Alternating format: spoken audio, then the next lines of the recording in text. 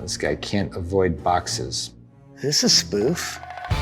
The Grey Man is the latest action-packed thriller from Avengers Endgame directors the Russo brothers, featuring Ryan Gosling, Chris Evans, and some white-knuckle chase scenes.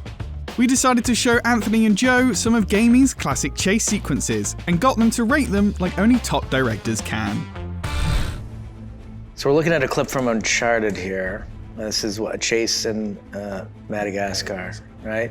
Geography is incredibly important to a chase sequence. Anthony and I always look at a sequence like this and we start with storytelling as the main motivator, and then use the geography on location to help us understand how we're going to tell that story. Yeah, I think that's the major difference between making a movie and a video game, is that you get the video game, you're completely conjuring Entire the location. World. That chase sequence reminds us a little bit of the opening of Skyfall, I think, if you remember where he is. Is it Skyfall? Who remembers? Yeah. Does anyone remember? Or is that Casino Royale? Either one, the one that opens with the motorcycle riding on the roof. Hold on, and give me a second, Anth. It's a good... No Time to Die. Is that No it? Time to Die? Yeah, I think that sequence reminds us of a Bond film. Was it No Time to Die? I think so, with the motorcycle on the roof. That's right. Yeah, that's right.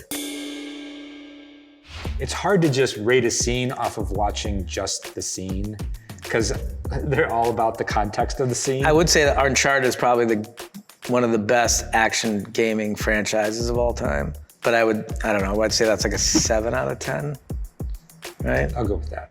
All right, we're watching Resident Evil 8. Okay, so we have first person sequence here. This person is bound and trying to escape. And now they're confronted by some kind of mini boss, it looks like. And now they're sliding down a tunnel. I mean, this is a little romancing the This is stone. really playing into like a technique, which is like limit the protagonist. Give the protagonist like limitations that make them especially vulnerable. Well, this is just like an endless series of obstacles here, right? Yeah, Like, and what's the and worst by the way, obstacle possible? The character is handcuffed. Well, that's, I mean, that's like really good aim.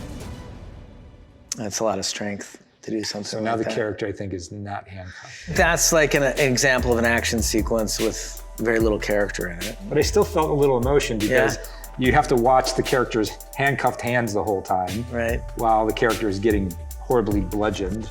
And then by the end of the piece, the character's hands are free. So there's a story. Yeah. Very simple story told there. Felt good.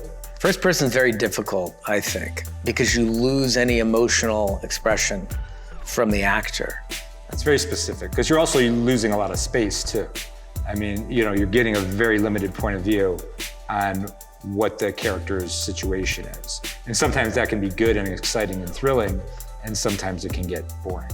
That's a 5 out of 10 for me because it didn't, I mean, I give it points for its experimentation, but I didn't feel, unlike Anth, I didn't feel a lot. I felt a little when his hands kept free. Okay, we're watching Crash Bandicoot. This is all high wides, right? So you're, you know, it's sort of a God point of view from the camera. Not typically your best tension building yeah. point of view. I mean, it gives you a sense of geography, but this is obstacle after obstacle. I mean, I guess this makes Resident Evil look like a soft exercise.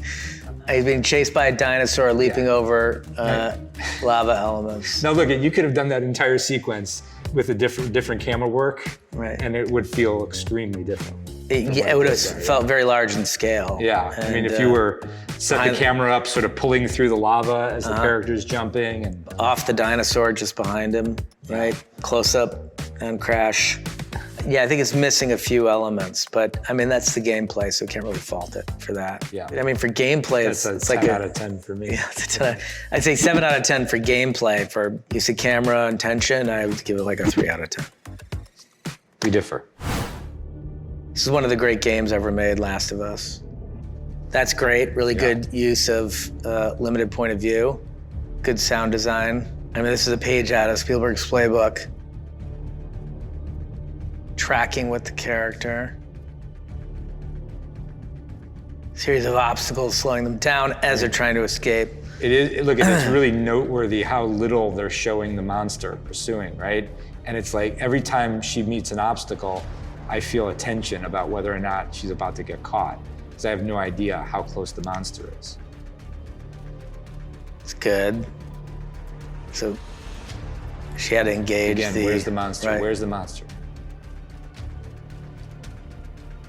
I like that. I like that's that the I best of want the to know bunch where by it is. far. Yeah, it was terrifying. I couldn't quite make out what it was. You could feel this sort of, this massive human squeezed into some sort of tortured creature. I would give that a 9 out of 10. Yeah, solid. 2 characters on the run from 2 creatures. This is more interesting camera work than Crash Bandicoot, though. I like this overhead shot quite a bit. I mean, I really like the design on this game. And we're going into slow motion here. Yeah, that's beautiful. And there's really good camera work in this. It's very Peter Jackson. How would you have done in that game? I don't think very well. I like the camera work a lot in that one. I thought the design was really well done. Good couple of good techniques employed in a way that you traditionally don't see in a game. It's hard to use a wide shot to strong effect, but I thought that wide, where the slow-mo where they're jumping, was actually pretty effective because, again, it gave me this feeling like the character had nowhere to go, nowhere to run to, nowhere to hide. It was this vast empty space, which helped the tension. Yeah, I'd say like an 8, right? It's good. Not quite as good as our 9. It's not. Yeah. It's better than. But it had good 7. design. Let's call it an 8. Yeah.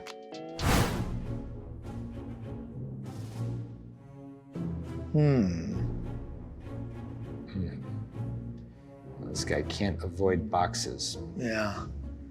Is this a spoof? More boxes. This has to be a spoof, right?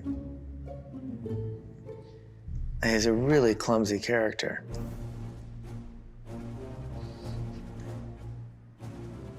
Now he's moving on. And everybody. These are more like everybody looks like the bad guy. cartons instead of boxes. Have you noticed that? That all the other extras look like the bad guy. Ugh, ice.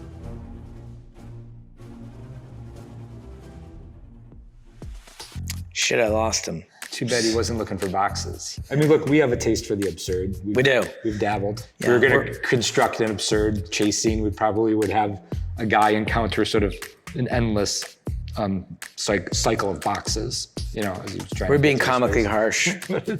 That was really entertaining. Yeah. That one gets a 10 out of 10. Ryan Gosling, Chris Evans, and Ana de Armas star in The Grey Man, available to watch on Netflix from the 22nd of July. For more on the film, stick with IGN.